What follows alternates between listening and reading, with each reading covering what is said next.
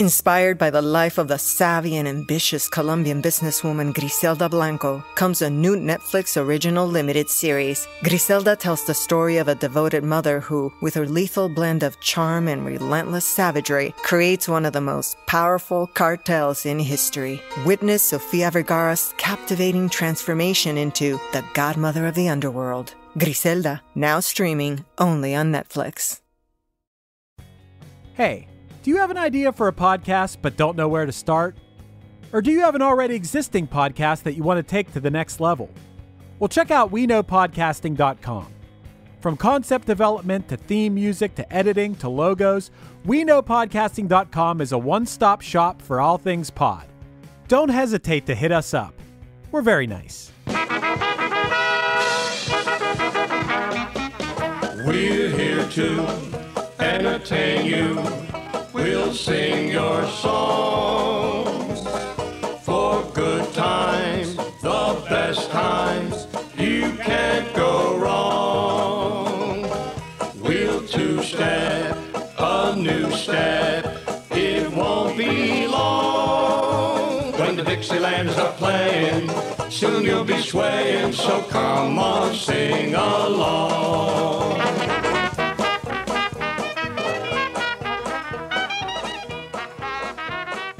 Bonjour and hello, and welcome to another episode of Before My Time. I am your host, Kelsey Laurie, and we are here to talk about things that happened, well, you got it, before our time. We are joined, as always, with our beautiful friend and producer, Matt Kelly, and he's going to talk about John Waters. Let's hear it. My mother and father were supportive and horrified. People said, why wouldn't you let your parents? That's torture. That's parent abuse. What parent would be proud their son made Pink Flamingos? Really? I mean, in people's divine parents, how liberal can you be? You're in drag eating dog shit. You know, that's... Dr. Spock didn't tell you what to do in a baby book for that. I get why his parents were uptight. That was the point. Okay, so Matt, we are going to talk about, well, mainly you are going to talk about John Waters, and you are going to educate me on his genius. Yes. So before I even explain why we're talking about John Waters, I want to ask you, what is your knowledge base on John Waters? So I have a starting point.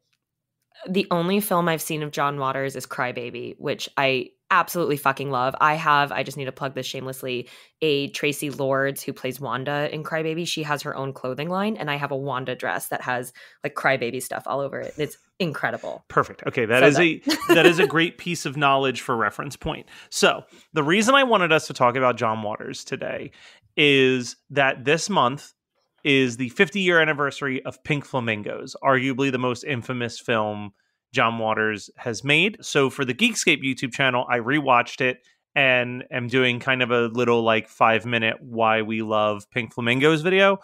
But John Waters is among my absolute favorite filmmakers. I think that he is a genius of bad taste. And I think that he's one of those people that I have a hard time really recommending to people because it is very off-putting what his style is.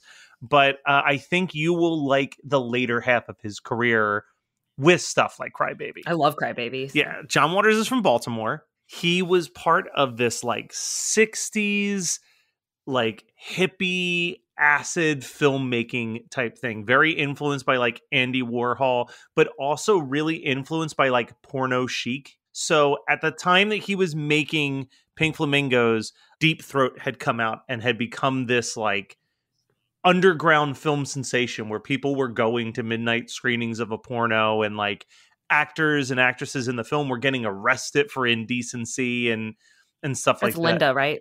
Linda Lovelace. Yes, Linda Lovelace. Yeah. So John Waters said, if that's getting them arrested for indecency, we need to up the ante. And he created Pink Flamingos with the goal that he was going to make the most filthy, disgusting film that had ever been committed to film.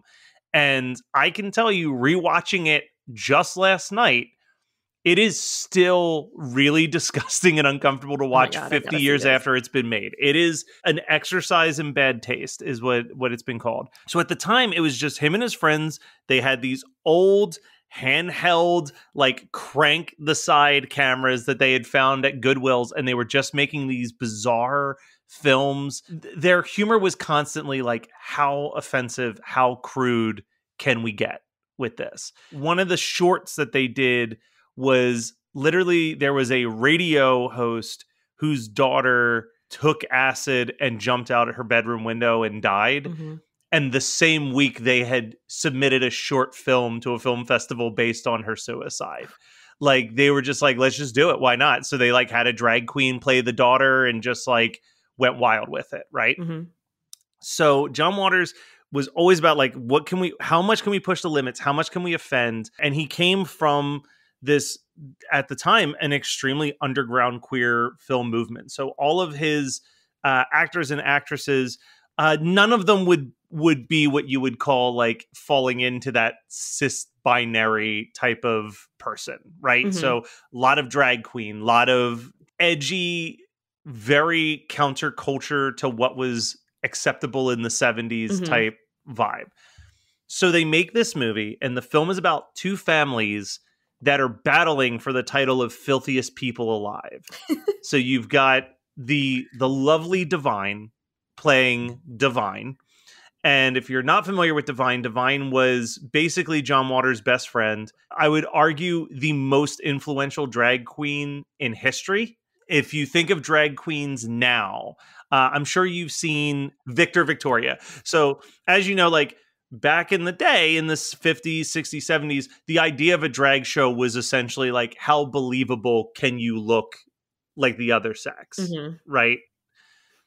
Divine was really the first one to do the exaggerated eyebrows and the gigantic, like as over the top as you can. And now if you watch RuPaul Drag Race, it's basically just 12 people inspired by Divine's look. Yeah, I didn't realize that this was like the first, because that is like the kind of stereotypical like baseline drag queen makeup now is like the over dramatic kind of like caricature. Yeah, and that was a lot of that is credited to Divine, because Divine was like, I'm never going to look beautiful, so I'm going to look like my version of beautiful, which is like punk rock and weird and in your face.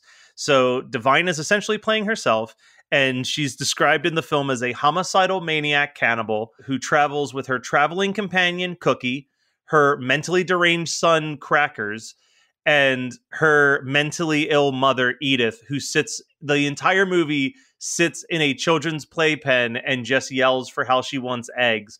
And it's like a 60-year-old non-actress woman who is very large, missing a bunch of teeth, and she's literally just in her bra and panties sitting in this playpen for the entire duration of the movie, just talking about how much she loves eggs over and over and over again.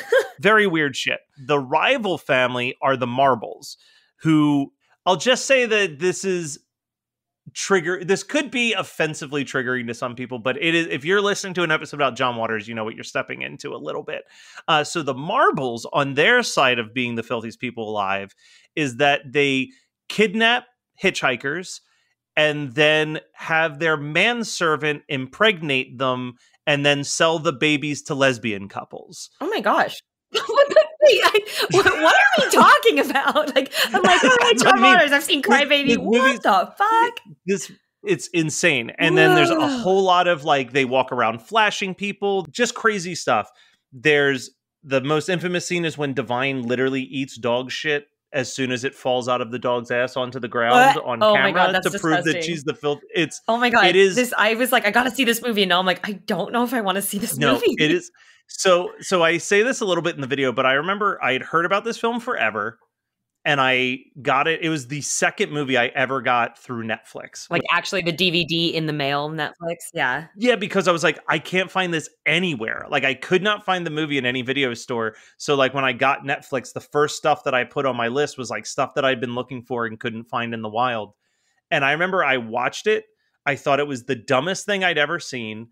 And I put it in its disc and I sealed up the envelope and I threw it in my mailbox, like almost disgusted. Yeah. Like I was like, I cannot have this in my house.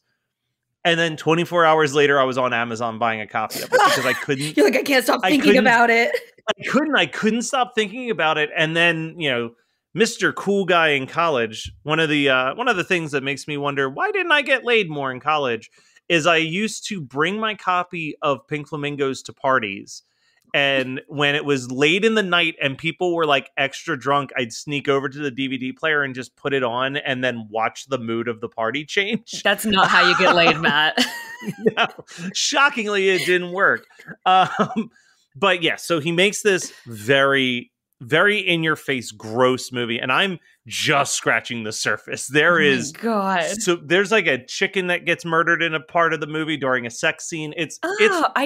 Yeah, this is extreme. And the fact is that it's just him and his friends. And you watch it and you're like, how convincing could you be to convince all of your friends to do this stuff? And he said, we're just on pot. Yeah, I looked at the budget because I have it right here. And I was thinking, I was like, who reads this script and goes, yeah, I'll do that. Like, I'm going to eat dog shit and all this. But it was a $12,000 budget. Yeah, it was literally just him and his friends. And he says like that movie was fueled by pot and poppers. Like they were just like stoned out of their gourd doing stuff. And he actually tells John Waters now doesn't really make films. He does public speaking. And he'll talk about how much he loved Divine because unfortunately Divine passed away right as they were about to really bust into the mainstream. But you know, he said, like, when I talk about, he goes, people always ask me about, like, Divine eating the dog shit and stuff. And they're like, wasn't that weird? And he's like, really? The weirdest thing was that there was no fight about it. Like, I just said, hey, you're going to eat dog shit. And she was like, all right. Yeah, like, wait. And Divine even said, like, it was something she did absolutely once. And it actually became something that she came to despise because, like, she would get people would mail her poop, like fan mail. Oh my gosh. Thinking that was like a thing that she was into. And she's like, let me make this very clear. That was a one-time thing that I did for a movie. Weird group of people. Movie is like huge underground success. You have the wiki open. Look at what it actually made in the box office on its $12,000 budget. $7 million. Yeah. That's, I know. I was like, whoa. Well, because everyone wants to see, I think we've talked about like the forbidden thing. The more we're like, ew. And now like, even I'm like, I kind of want to see this. Like, well, and a lot of people attribute Rocky Horror for being the first midnight movie, but this actually predates it by 3 years, and it was exclusively shown at midnight. They would take it to like Philadelphia, San Francisco, New York City, like those super like left-leaning, of course, type cities, and show this at midnight. The movie is so offensive and so gross that the trailer doesn't show any footage of the movie. It's just a series of them interviewing people after they've left the movie. And then occasionally it'll cut to a still image and you'll hear the audio from the movie and the crowd reacting to it. John Waters has said in an interview, and I think that this is actually very true, is he said, like, I could never make another movie like Pink Flamingos, but movies like it still get made, and they're called the Jackass movies. Yeah, that's so true. It's evolved into stunts now, and he goes, and that's essentially, I guess, what we made was we had a very loose plot to tie together a bunch of shocking stunts. Yeah, it was just trying to get like people to do the most obscure things on film, like you said. Like, yeah. So John Waters, one of the biggest things for John Waters that I love is he loves campiness. He loves over the top outrageousness. And the dialogue that he writes is so bad and so absurd. And towards the end of the movie, Divine decides that she needs to kill the marbles to take the throne as the filthiest person alive. And she holds a kangaroo court in front of the press, which is just like 4 people standing there with microphones. But there's this brilliant scene where they're just interviewing her. Like, she's like, ask me more questions. And they're like, do you like the sight of blood? And she goes, I don't just like it. It makes me come. Oh my God. Just like, I just don't think you're going to say something that'll top the last thing you say. And then you do it. I'm like, yeah. It's so over the top. It's so outrageous. He made what he called the trash trilogy, starting with Pink Flamingos. Then he made a film called Female Trouble, and then followed it with a film called Desperate Living. I appreciate those films for what they are. They're not really my favorites of John Waters. After he does Desperate Living, he makes one last film called Polyester, which came out in 1980. And the big thing with that was that it was presented in smell-o-vision. So you were given a card with 8 scents on it, and they were all different colors. And while you were watching the movie, the color would pop up, and then you would scratch and sniff the card while you're watching the movie. And it would be like horrible the things. joke would, Well, no, the joke would be like the first 2 or 3 would be like, oh my God, let's smell these flowers. And then like you'd smell these flowers. And it's like ass yeah, you kind of smell get tricked into thinking like, oh, it's all going to be good scents. And then about halfway through the movie, it just turns into like vomit. It's like the farts assholes and, that like, take those like gross jelly beans and mix them in a jar of regular jelly beans. Have you heard? Yes. That's the meanest thing I've ever heard. But it's like that. Yeah. He was a weird guy, but then he disappears from filmmaking for a really long time.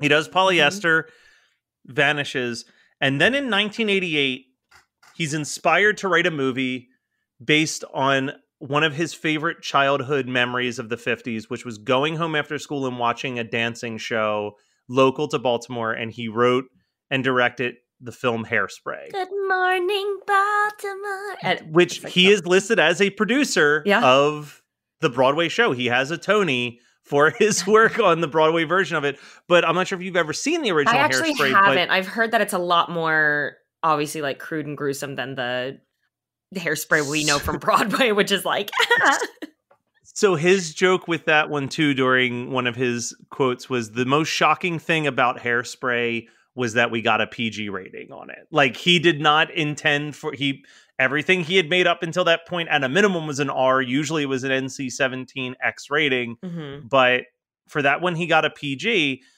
And I would say if you like Crybaby, you will enjoy Hairspray. Okay. That was kind of what I think became the new version of John Waters. And in my opinion, as much as I do love Pink Flamingos for what it is, the version of John Waters I like the most, which is he's got his like weird, eccentric, campy sensibilities, but it's with a little bit of a bigger budget and it's done for more of a mainstream audience. And it's done not quite to like eat dog shit level. Yeah. Yeah.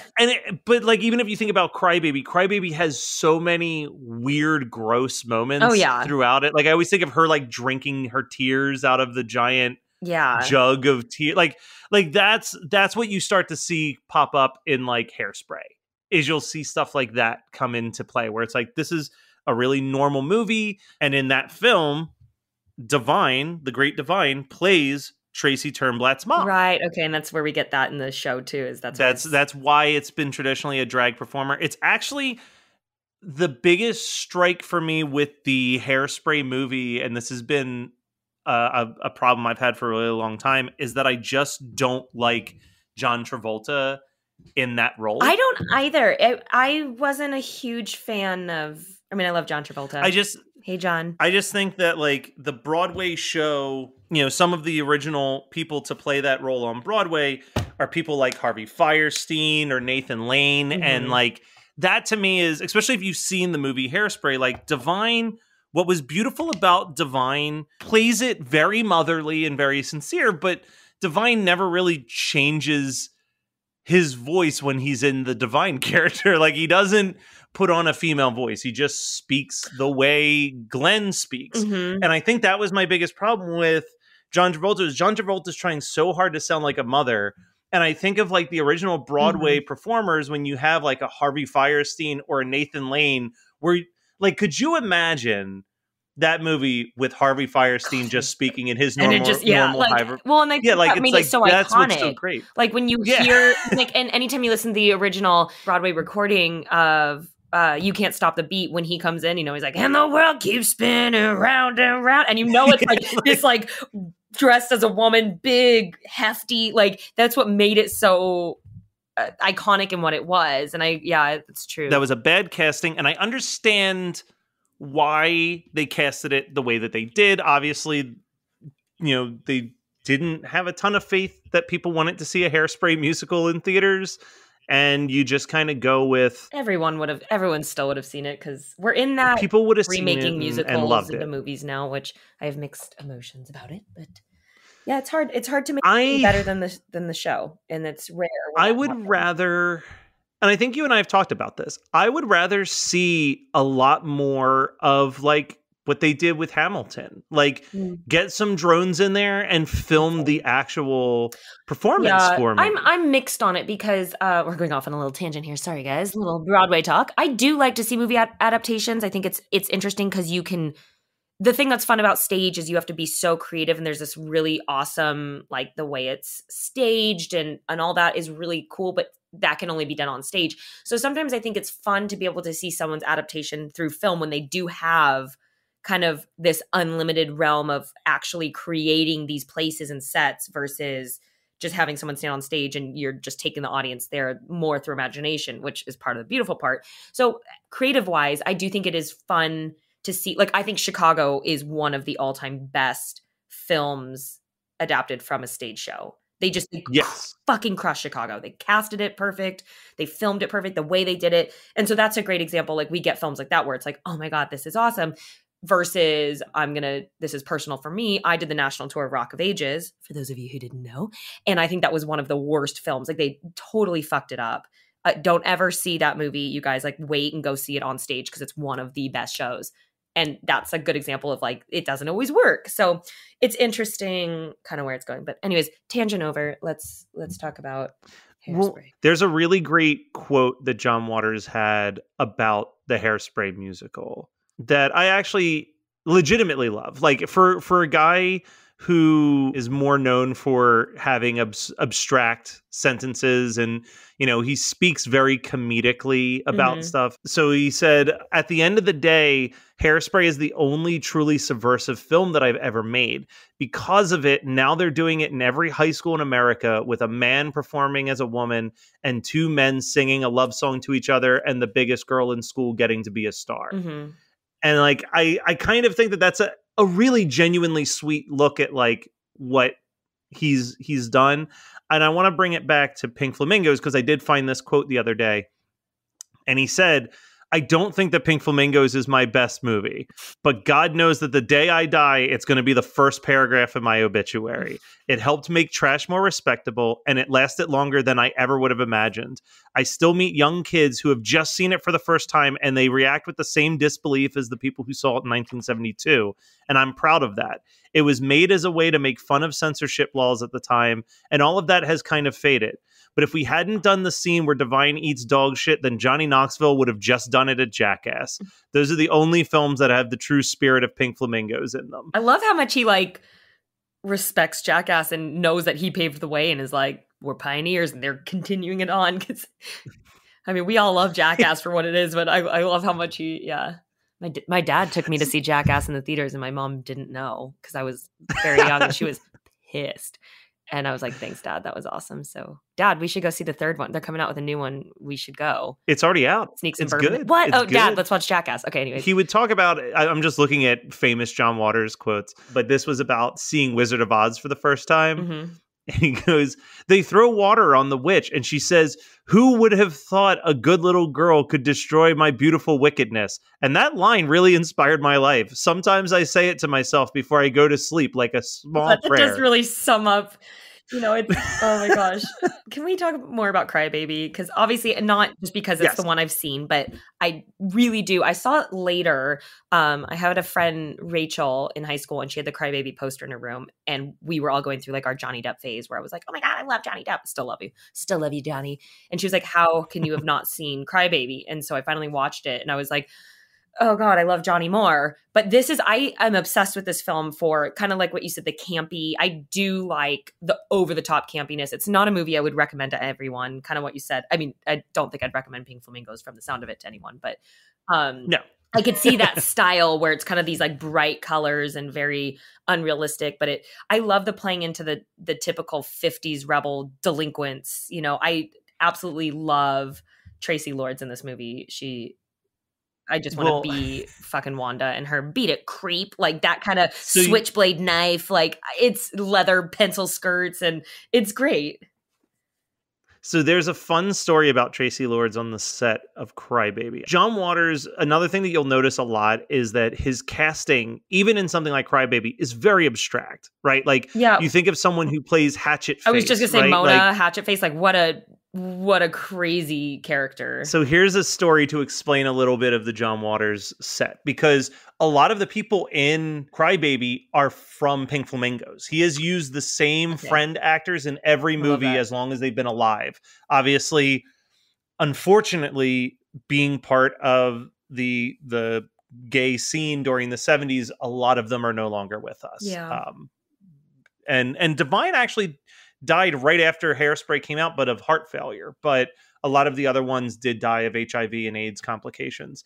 But while they were making Cry Baby, it said, during the shooting of the movie Cry Baby, the FBI frequently visited the set to search for co-star Tracy Lords, who was being investigated about her porn past.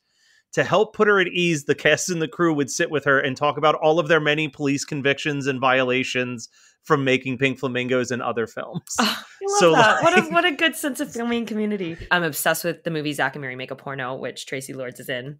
If you haven't seen it, watch it. I think it's one of the best rom-coms because that's what it is. In an interview, they positioned her or offered her the role and gave her the script. She's like, I can't be in a movie with the name porno in it. Like I'm trying to get away from that past. And then she said she read the script. She's like, I read the script and was like, I have to be in this movie. And she does a phenomenal job in it. And Tracy, I love you. Her name Bubbles. I'm just in love with her. I think she's a beautiful woman. She's funny. She's phenomenal. Her clothing line is very 1940s, 50s vamp.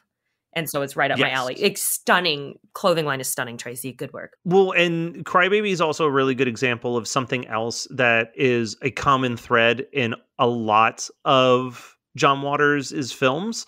Is he has, as a child who grew up in the 50s, he has a 50s aesthetic that kind of carries through all of his films in different ways. Now, obviously, Pink Flamingos is taking place in 1972, but all of the music in it is B-sides of old 50s records. So it's like Frankie, not Frankie Valli, it was the one who did Teenager in Love, Frankie Lyman. Oh, yeah. He had another single called I Am Not a Juvenile Delinquent. That's in the movie. Oh, I actually know that song, yeah. All of his movies always have these 50s songs in it. Hairspray takes place in that late 50s, early 60s feeling. So does Cry Baby. The next film he did was 1994's Serial Mom, starring Kathleen Turner, which is also, even though it takes place in the 90s, is very 50s-esque in its design, because it's basically, what if Mrs. Cleaver from Leave It to Beaver was also a serial killer? I need to see this. Matthew Lillard's in it. Tracy Lord, or not Tracy Lord. Ricky Lake. Ricky Lake is in Matthew it. Matthew Lillard's in it? I love him. Oh my gosh. Yeah, it's one of his first movies. He plays her son. Oh, this is great. And then he did Pecker, which was actually the first movie I ever saw by him, starring Edward Furlong and Christina Ricci. Obviously, I was a big Christina Ricci fan, so I checked it out. And it's a very satiric. This is where the late 90s into the 2000s, he got a little bit more into this weird satire about the art scene as a whole. Pecker is essentially about this plucky kid with a camera who just takes pictures of the things that he finds interesting and becomes like the beloved artist of the New York underground, and it kind of slowly ruins his life and his relationship. So he decides that he doesn't want to do art for the masses. He just wants to do art for the people that he loves and staying close with them. And then he followed that up very quickly with Cecil B. Demented, which was a film about guerrilla filmmakers. And it's like, I'm trying to remember his name. The guy who played Vinny Chase in all of Entourage is one of the stars of it. Stephen Dorff? But Adrian Grainer.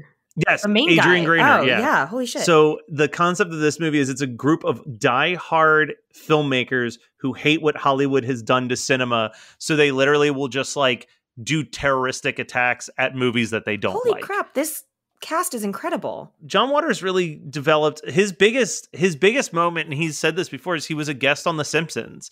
And he was like, more people know me for one episode of The Simpsons than anything else, where he played, if you're a Simpsons fan, he played a character named John, who was Homer's first experience meeting a gay man.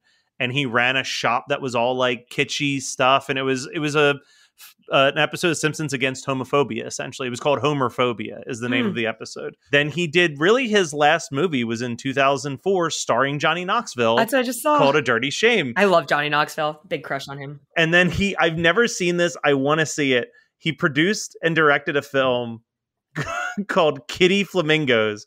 And all it is a bunch of child actors under the age of 10 doing a script reading of Pink Flamingos. Oh my gosh, don't do that. Isn't that illegal? I think that's illegal. Pretty sure that's illegal. I'm so curious to watch this, where it's just like, here's these kids and they're just going to read this crazy dialogue that I wrote when I was a child. But yeah, then he, has pretty much become Like, he's a frequent contributor to a lot of magazines. You'll find, if you look, when the end of the year comes around, very often people tout, like, what did John Waters think was the best movie of the year? Mhm. And a big portion of that is because, like, he's picked films like Antichrist. Like, it's usually like those really in-your-face subversive films. Like, if you're someone who wants to watch a movie that came out that year that you haven't heard of and you want something that feels dangerous, like you shouldn't be watching it, he's usually the guy that's got that recommendation for the end of the year. So he's kind of continued to be like, he's advertised as the Pope of trash. But I just saw that literally this Friday he was on an episode of Marvelous Mrs. Maisel. So, like, he continues to be in the public eye I think he's something like 80 years old almost, but he is continued to persevere as this person that people look up to. And in a weird way, he's kind of got this, like, you know how there's no unkind words that anybody has for Mr. Rogers or like Bob Ross or even like a Weird Al Yankovic. Like, there's these certain celebrities that they're just overwhelming goodness in the world. Like, he's almost like the trashy, mean-spirited version of that, where he's really never done anything where people are like, oh, he's a bad person. He just writes these like crazy things that people associate with bad. But it sounds like he really like is like the father of a world of misfits. Yes. And so that makes him such like a giving person to this world of people that like don't quote unquote fit in, which is like, I'm kind of going through and it's like, oh, that's like the theme of the story. Obviously I do know the story of Hairspray and Crybaby and this, and it's kind of this, like, it's always the underdog, or it's a lot of like two people who shouldn't be together because of society's image or fits. It's like going against that, which obviously he is that in his own life, which is really cool.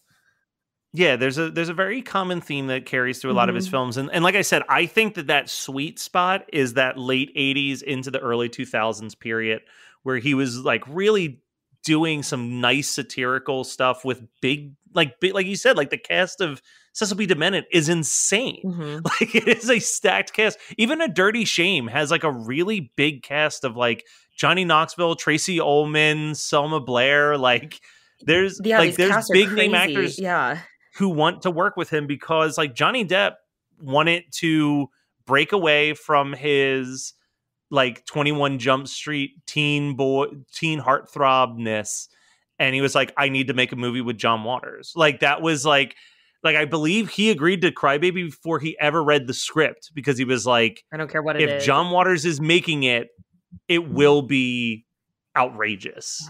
And that was kind of his drive for it. When Hairspray, the Broadway show, blew up, he continued to live in Baltimore. Like, if you go to Baltimore, you can usually find him at a local bar and like he'll chat with you. One of my favorite lines that he ever said was, I have the best type of fans because the only people that recognize me are people I want to talk to. He had been asked, why have you never left Baltimore? Like, you make movies and you do Broadway shows, like, you should be living in New York or you should be living in LA. And I think about this quote so much, but he said, New York and LA are filled with a bunch of regular people who think that they're eccentric, but Baltimore is filled with a bunch of eccentric people that think that they're normal. And like, there's filmmakers that we talk. Tim Burton, I think, is a prime example of a similar filmmaker where it's like, you watch their film, and if you watch enough of their movies, you could be flipping through the channels and find a Tim Burton movie that you never knew existed, but as soon as you see it, you're like, that's Tim Burton. Right. They have such a definite style. Yeah, and that, I think, is John Waters to a T, is like, with his dialogue and with his visuals, you see it and you're like, because even Crybaby again, the monologues in those movies are so outrageous. Oh, they're so overly long, amazing. And they're so drawn out and dramatic. And that's kind of his writing, is it's like, let's just be so over the top with these big dramatic monologues that kind of just say the same thing like 8 times, but in different ways. So I think while I would never say, hey, sit down and watch Pink Flamingos, I really think you would love, especially Hairspray and Serial Mom. I could see you being like, these are my favorite films. Pink Flamingos, I'll probably skim through just out of curiosity now, but I know I probably don't want to really sit down and watch that whole thing, to be honest. But Hairspray's Serial Moms looks like, even all of like from Crybaby on, that looks like my jam. So I'm excited to dive into those movies because I but you know, happy 50 years to Pink Flamingos. You wild crazy movie. I Blazing Trails though. It's definitely one of those things where the 70s have that interesting aesthetic where a lot of the stuff is outdated and isn't as effective as it used to be, but then you do have like a Pink Flamingos or Blazing Saddles where it's like that stuff was subversive then and it's still subversive now. Blazing Saddles is one of the all-time best movies ever made. Just putting that out there. Yes, that's why I had to bring it back to things that you know, right? Like I threw to Crybaby, threw to musical theater. Yeah. I know how to juggle the topic to keep you involved. No. Give me more questions. Divine, are you a lesbian? Yes, I have done everything. Does blood turn you on? It does more than turn me on, Mr. Vader. It makes me come. And more than the sight of it, I love the taste of it. The taste of hot, freshly killed blood. Could you give us some of your political beliefs? Kill everyone now. So Gelsey. So mad. Now you know everything about John Waters. I'm going to go write a book.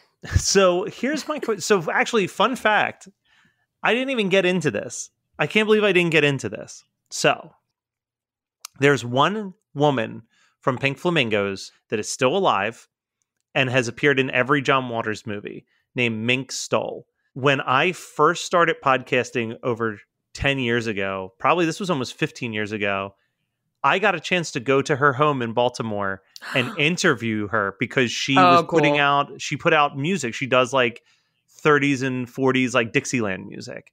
Cool. So she was promoting an album and I hit her up and she was like, yeah, come over and we'll just sit in my apartment and do the interview. So I go and I sit in her apartment and we do this like 20-minute interview. And then I start packing up my stuff and she's like, do you want a cup of tea or anything? And I was like, sure. So she makes a cup of tea and then she's like, here, sit at the table. And I sit at the table and she pulls out a photo album and shows me all of the photos of her on the sets of all these different John Waters movies. That's really cool. It was really a magical moment. It's also one of those moments where the producer in me is like, God damn it, I should have been recording it because like that conversation was like so interesting. And she was like, oh, this is in the moment, Matt. Yeah. She's like, oh, this is me with Tracy. And I ended up staying at her place for like 2 hours as she just like talked about those days and all this stuff. But I've always dreamed of writing a movie about the making of Pink Flamingos because it is a very fascinating story of like a bunch of weird friends just kind of doing whatever it takes to make a movie. As I said, John Waters is one of my favorite filmmakers. So I am curious, who is like one of your absolute favorite, like you love the aesthetic of their films, you're just obsessed with them as a filmmaker? That's a really hard question. I hate that. Like, I mean, for sure, one of them is Tim Burton. Yeah. And I feel like that's such a stereotypical, like, everyone would say that. But I really grew up at a young age obsessed with his work. I mean, Beetlejuice was my all-time favorite movie. I loved Sleepy Hollow was my first rated R movie. Yeah. Thanks, Mom and Dad. Like I kind of loved, I was this like really bubbly blonde girly girl and I loved the dark side of things. And it's kind of made me who I am now growing up. And it was kind of this funny polar opposite of who I was. And I was always so attracted to it. And so I will say I absolutely love Tim Burton. There's and you know no what? shame a lot in of people give the shit of like the newer stuff being like, oh, he sold out this, that. I still like everything he's putting out. I'm like, this is just a fun, good time. Like maybe it's not as bizarre and dark and deep as the older stuff, but I'll go watch it. You know, I know this is going to be one of those, you always are so good at getting me off my balance with these questions where I'm like, I know in like 2 hours, I'm going to think of so many good answers. Of course, yeah, Tim Burton, but I can't say no. You know what? I want to be like, of course we all love George Lucas films. Those are obvious and it's like, they're all great, but I can't really say I have anyone else that's like popping in my head right away. I don't think that there's a lot of that has such an extreme style. That's what, like there's a lot of filmmakers that I'm like, oh, I love all their movies, but like stylistically, someone that has such an extreme, Wes Anderson. I fucking love Wes Anderson films, and those are so stylistically like the color scheme and hues he uses, and the kind of real dry monotone. Grand Budapest Hotel is one of my favorite movies. I think it's a perfect film. Life Aquatic, they're all so good. Darjeeling Express, yeah, he has a really cool style. You know who else I would say has a really like we were saying with John Waters and Tim Burton, like if you had never seen one of those movies and you were flipping through channel and you saw a film that you hadn't seen before, you'd still be like, that's definitely them, is Edgar Wright.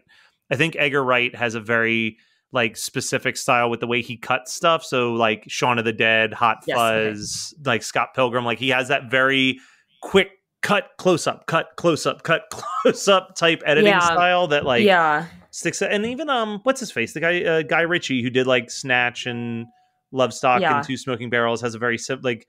There are those guys who have a very, I wouldn't say that their visual style stands out, but when you're watching the editing, you're like, this has to be blank. Yeah. Now that you're going through Martin McDonagh, he did Seven Psychopaths, and he also did In Bruges. Oh, and he has a real dark humor, and his style. Seven Psychopaths is another one of my all-time favorite movies. I need to finally see this movie. I haven't seen this movie, and you're gonna go many crazy. People have told me that I'll love it. I'm obsessed with it. I have a huge thing for Sam Rockwell, so he's in it, and it's one of his best movies, I think. Like, Sam, I think you're married, but you can divorce her and marry me. It's fine. I've like thrown out proposals to so many people. No, that's Colin fine. Farrell, Woody Harrelson, Christopher Walken, they're all in this movie. And it's such a kooky, funny, but really dark movie. That's I don't think I realized it was the guy who did In Bruges, because I love In Bruges. Then you'll love Seven. It's the same because Colin Farrell is in both. And I love him as an actor too. He picks really awesome roles and he's dead sexy. But it's that same kind of really dark humor that it's one of my favorite movies. You have to see it, Matt. I'll watch all of the John Waters movies, and you have to watch Seven Psychopaths. All right, so if anyone else wants to tell me that I should watch Seven Psychopaths, where are some of the best ways that they can do that? They can tell you to watch Seven Psychopaths on Instagram. Our handle is @BeforeMyTime_podcast. And on Facebook, just search Before My Time. We will pop up. Say hey, hi, hello, and write on the wall that Matt should watch Seven Psychopaths. Also, since you're here, why don't you just give us a 5-star review? Because it's really cute. That's a cute thing to do. And we like to be cute and nice. Thank you so much for listening, guys. We love you as always, and I appreciate you so much and all your support. Until next time.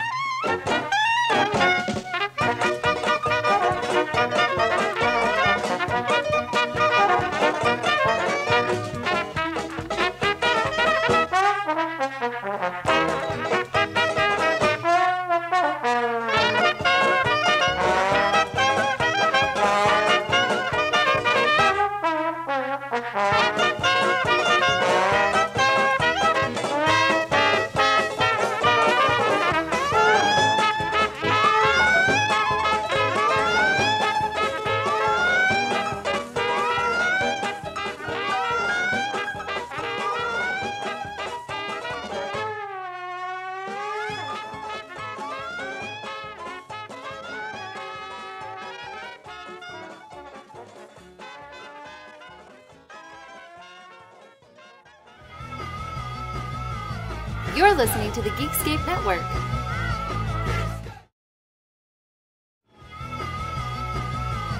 You're listening to the Geekscape Network.